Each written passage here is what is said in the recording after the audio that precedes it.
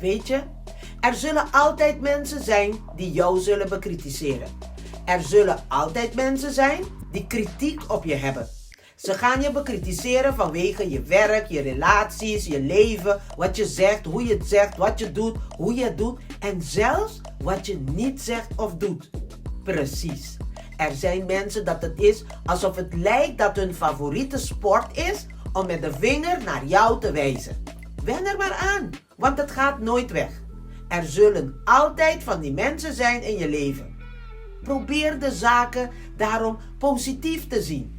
Stress niet en word niet onnodig boos.